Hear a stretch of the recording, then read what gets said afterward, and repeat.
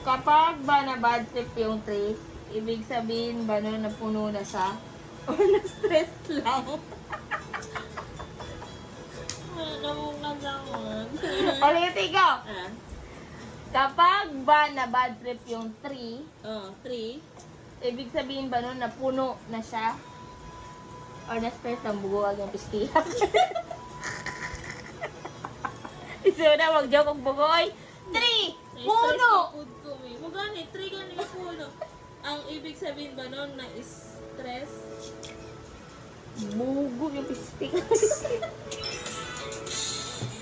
Ay! May undangin ako, Bek, eh. Wala daw ako sintritan niya ako sa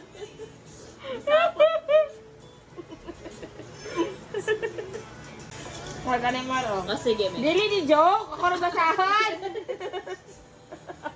Sige, Mek. Ay, inaw sa! Minaw ko. Wala ang mag-hangin. Buang? Buang ka ba? Ba't di natin i-try? Sige. What if mag-work tayo? E di pareho tayong may 13 months. We can work this. Ay, may gets ko yarn, har? Ay, ganun. May gets ko yun, har? Kani. Kapag ba nagkamali yung baboy, Agay. dapat ba siyang turuan ng lit? Ang lechon. You're so funny. Ang ganun oh. What if panaginip lang pala buong buhay mo? Tapos pagising mo, isa ka palang kangkong.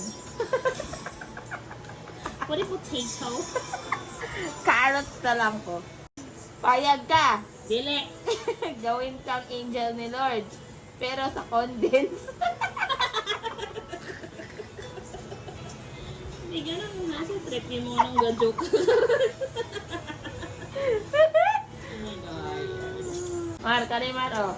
Kapag in-English mo yung 5 susi, pwede pahiram. Okay, English sa ang 5 susi. Ki.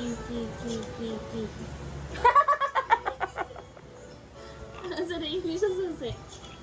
Lord, gano'n nakapasama ni siya, Lord. Tama, di ba? Ano di ay?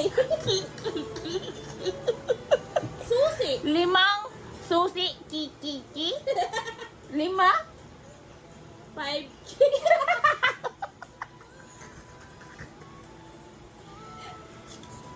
Yawa ka ako naman din mo labay.